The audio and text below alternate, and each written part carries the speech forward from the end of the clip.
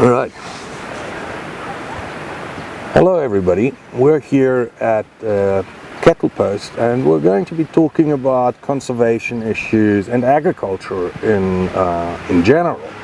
So why don't you introduce yourself quickly? Yeah, hi everyone. My name is Mpokelewendu. I'm a farmer here in South just outside of Maung. Maung is in Botswana and Botswana is in southern Africa, which is in the continent of Africa. Alright, cool. So when it comes to agriculture, there are essentially two different things.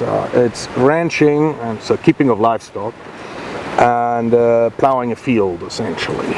Yes. So, and let's talk about ranching first. When it comes to ranching, I believe culturally, especially cattle ranching, plays a very important role. Why can't you enlighten us with this a little bit and tell us something about the cultural importance of livestock? Yeah. From the beginning, when our forefathers started having cattle, for you to be known as a man, you had to be having cattle. If you don't have cattle, then you are not considered as anybody in the village. You are nothing because you don't have cattle. You couldn't just stay without having cattle and considered as somebody. Yeah, that is how it started. And then the more cattle you had, the more respect you gained. It wasn't about being wealthy these days, because back then they were about how can you take care of, if you have 200 cattle, how are you able to take care of those 200 cattle in comparison to somebody who can take care of 10? Yeah, and that is how it started. So but now it went now down to our generation, whereby now we don't look at it that way. We now keep livestock for business. We keep it for like consumption. Yeah, for like when we have weddings, we have funerals, things like that. You can slaughter cattle and use them as food. Yeah. So it's some sort of almost like a currency sometimes, almost like cash standing around. Yes, that's some money standing behind us there. Yeah, and it's food standing behind us there. It depends on how you look at it when you look at it at that time. Yeah. So essentially, it's your son's school fee. Yes. Well, that's the school fee. So yes. Yeah. So, but when it comes to rearing livestock in Botswana, there are essentially, what are the different ways of doing it? How do people keep livestock? How does that work? The way we keep livestock here, we are not yet at the stage where we can lock our cattle. Like I've seen it in TV, I've never seen it live. That a cattle can stay in a house, not even being able to go out and graze. We haven't got to that stage yet of feeding animals, like dependent on being fed. Mm-hmm. Here we've got two different forms of farming, which means free range, which is communal. We all share the land. Everybody has his own cattle in the same land. They go out grazing. And then we've got range farms, which are the rangelands, whereby there you can have an 8x8 farm or a range, whereby you control your own grazing there. You've got your own animals there. Yeah, those are the two kinds. Yeah. So, I mean, commercial ranching with a big Texas-sized ranch is an expensive operation. I mean, it needs considerable amounts of money to get started with this, to set it up. And this communal ranching, in particular, how does this work? First, with the communal is that I can introduce to you is that everybody can just buy a cattle, like you said. At the ranches, for you to get a range, like for business or to keep your cattle on your own there, which is an 8x8 farm, for you to fence it, it's a lot of money, obviously, to start with. You've got to have money to start it, just to fence so that your cattle can't go out. it's even a struggle to just fence to keep our cattle in a kraal. So now if you go into a range, it's a bit of a challenge. But now when it comes to free range, that is where now everybody can have cattle. That is why most Botswana have cattle, because like I've got cattle, you can buy 2 of your cattle and come sit next to me and we both share or kind of compete for the same grazing areas. Yeah. But don't you see that there is a little bit of a risk or conflict involved if you sit here and I sit over there? You've got 100 heads of cattle, I've got 10. So how does this work out, or what is this, how does this play out in reality? In reality, there's no rule or anything that controls who can have what. I can have 200 cattle, you can have 5, and we still share the same grazing areas. It's only up to us as people whether we have some agreements on cattle, whether I can reduce my cattle or I move. What normally happens, if the area gets overgrazed, one can move to another place. But now if I'm the one having 200 cattle and I overgraze one area, then I move my cattle to another area, that means causing conflict between farmers, because now I'm moving from one place to another with my 200 cattle and other people having maybe 10, 15, 5. Like I said, because you can just buy 2 cattle and keep them. Because you don't need to buy a lot of fencing for them, yeah, which is easier. So when it comes to ranching or keeping cattle or livestock in general, what are the environmental risks associated with that? The environmental risks we have with keeping cattle is, like I just said, it starts off with the grazing areas, whereby we are sharing these grounds, and it's normally difficult to handle everyone else who's on his own, having his own cattle, because when the areas gets overgrazed and you are trying to reduce your livestock just to try and keep enough animals for the area, and your neighbor there has 200 cattle who's not gonna reduce, and they don't understand what you mean by reducing your livestock, because it's not everybody who went to school that can understand anything about reducing livestock. All they think about is, oh, okay, this area is overgrazed, we've got to move to another one. So that is all they think about. They don't think we are overgrazing the areas, we are killing the grazing areas when we keep a lot of cattle in the area. So that is one of the challenges we have. And the other thing is, yes, we can then have more rainfall, and when you get a lot of rainfall, then it comes along with parasites like ticks. They are there, and yeah, then you are forced to reduce your stock or sell some for you to buy the treatment for your animals, just to keep them safe from those kind of things. We are happy when we get more rain, but it comes along with some other things that we need to do. It comes along with some diseases also.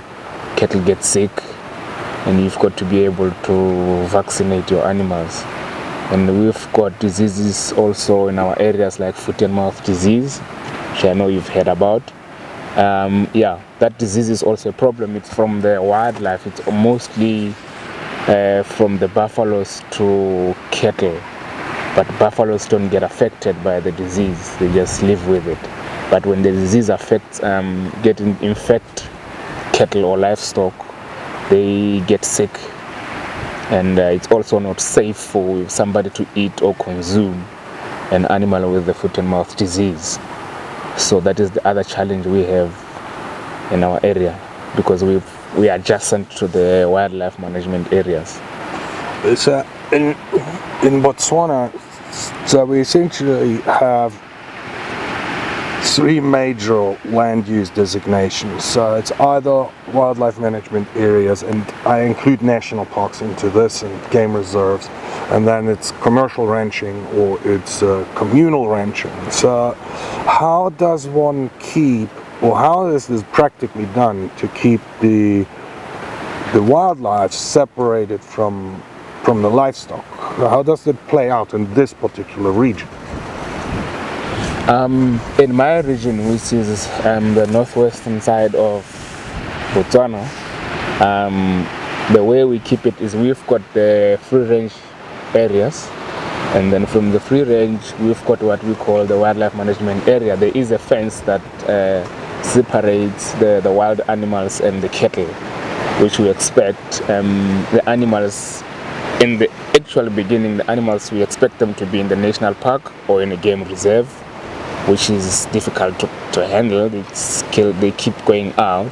But now we've got the wildlife management areas surrounding those national parks, like you just said, which is now we're trying to make a barrier where the animals, when they spill out from the parks, they can be in those wildlife management areas, which are separated between them and the ranges with a fence. But yeah, animals still cross, we know, here and there. Elephants break the fence, and the buffaloes can come out, and sometimes cattle get into the wildlife management areas. So disease is a constant environmental threat on top of the issues that you mentioned earlier with regards to the amount of grazing that's potentially available in an area which heavily depends on the annual rainfall, which is either, well, under my impression, it's either excellent or it's really bad. So or I might just don't,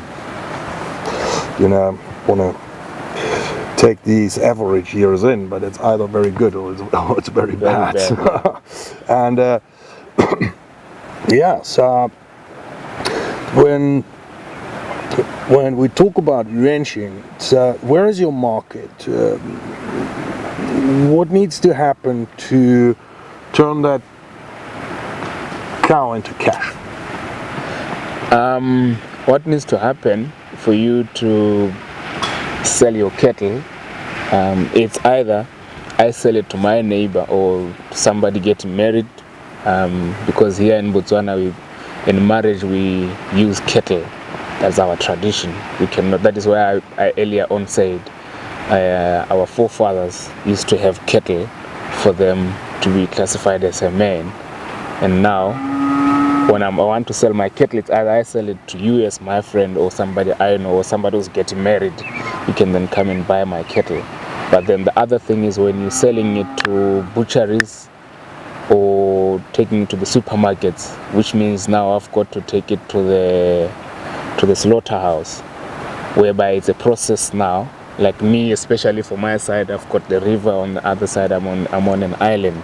That means I've got to make sure first my cattle cross the river, and then I need a truck, because you can't head your cattle all the way to the slaughter. It's illegal. You've got to carry them in a truck or a car or a van. So like that is how you can take them there, which is the first obstacle. That if you don't have a truck, that means you've got to hire a truck to get your cattle there. And then once your cattle are there, then they need to be registered and then slaughtered, and you pay for all these things for them to slaughter your cattle. That is meant, I understand it's meant for safety of the food, like the registrations. For your cattle to be taken to the slaughterhouse, not for everybody to just slaughter and just give everybody the meat. So you can't just butcher them here. No, you can't, unless you are not selling it. If it's for me, if we want to have braai, yes, we can butcher one in our own, which is our own risk of our own food. It's up to us how we treat what we want to eat, yes. But to make a living out of it, you need to take it. Yes, we take it to the slaughter, and then they get slaughtered there, and the meat is checked for the diseases, and it's treated out there. If your cattle maybe it has foot and mouth, or the meat has some diseases, they are going to reject it, which means you've lost your cow. And that is how basically it goes. And if you look at this cattle, you'll notice they've got tags. Those tags those are IDs. Each cattle has an ID. That means those numbers on them, everybody who owns a cattle has to have those tags. Those are you buy them from the government to identify your cattle, so that I can take my neighbor's cattle and go sell them. We've got some brands, but before we noticed that people could change brands, they could fake them, do all sorts of things. But now with the tags, it's just one tag for one cow, which that tag has to be registered with the owner. And when you try to sell my cattle, when it gets there without a tag, they won't buy it. Nobody can buy it. So you've got to bring it tagged on. And when it comes with the tag, if I sell my cattle, I can sell it with the same tag. What I mean is I can't take a tag from one cattle to another, because they even put the color and everything in there. So before you sell it, they look at the code there and open the computer and check, is it the same cow you said it's the same? Yeah. Is it your cow? Yes. Then that's when you can sell it. That was because of stock theft, to reduce people selling cattle which is not theirs. Yeah. I wasn't aware of that, and it's like that sophisticated. So I can see that your cows are locked up. So are they in there? How does that system with that corral actually works? The reason we crawl our cattle is because of we are being adjacent to the wildlife management areas. That means there are lions on that side, there are hyenas, and some other predators like wild dogs. So to avoid or reduce the conflicts between us farmers and the wildlife is to crawl our cattle. We let them graze during the day, and then at night we crawl them in so that we keep them away from the predators. That is why you can see them crawled like this, so that even if a lion comes out and comes all the way to the kraals, then we can see or hear the animals at night when they have a problem. Then somebody can come out and try and rescue his cow or chase them away. Chase them away, yeah. And it's a little bit difficult with the crawling, because like as you see, there's more dung coming in. That means you've got to have 2 crawls. Each farmer has to have 2 crawls. This is the dry season crawl, and on the other side there we've got the wet season crawl, because of the dung it all gets muddy. So the cattle don't want to get in there again when it's muddy like that. Okay. So it's gonna be difficult for you to bring your cattle in when it's like that during the rainy season. So you've got to have another crawl there for the wet season, yeah. All right, that's interesting. I didn't know that. So, but on the way in, I've seen that people, when it comes to agriculture, there's more to it. How does it work with somebody that is plowing fields? What is the system, or are the systems that are in place? Yeah, when it comes to plowing fields, we've got the floodplain fields and the dry area fields, whereby now the difference between the two is the dry field is more reliant on the rainfall. They wait all the way until the rain comes in. When the rain comes in, that is when on the first rains they start plowing. Yeah. Whereas when you look at the floodplain plowing, it's done by when the river comes in, or let's say the flood comes in, we wait for the flood to start going down, and then everybody starts plowing. So that means we're gonna plow as soon as the river starts going back. We start plowing. That is also, we do that because when the flood comes back up, you shouldn't find your crops still on the field.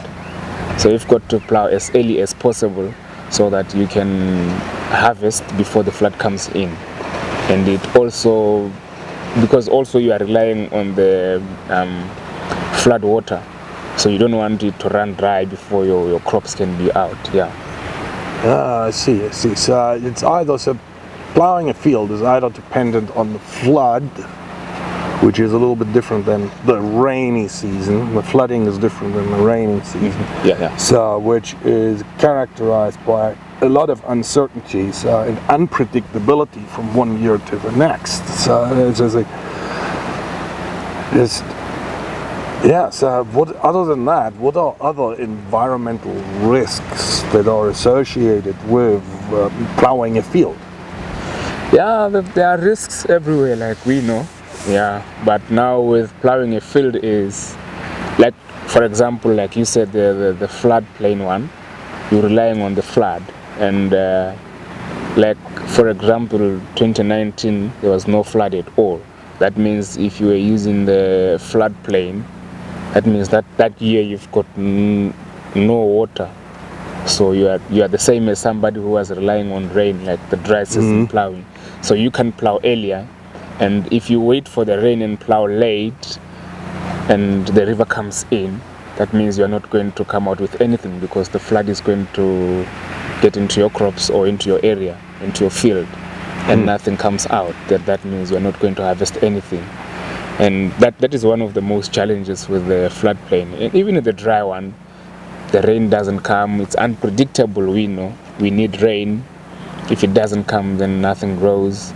And if we get more rain, insects again, like locusts, they need wetlands for them, more rain, not actually wetlands, for them to be effective. And then the more we get locusts, the more they damage our fields. And there's also things like weeds, they come out, and you've got to be ready to control the weeds. The more the rain you get, the more the weeds coming out. So you've got to be ready to be dealing with those too. It's very difficult to control them unless you take them out, because looking at let's say a maize is like a grass. So you can't put poison, because for you to kill grass with poisoning or whatever, you're gonna kill your crops. So it's difficult for you to deal with them. I haven't even thought about that. So yeah, that is how it's difficult. And the other challenges we get are animals. We've got animals, big animals like elephants. They break the fence out there. They come out of the wildlife management areas. They come into our fields. They break the fence. And we know how big animals are. Any other big animal eats more. Yeah, so you can imagine how when an elephant goes into your farm, apart from breaking your fence, they are going to eat more than half of your field. And normally it's a problem, because when they break the fence, now the cattle can access your fields.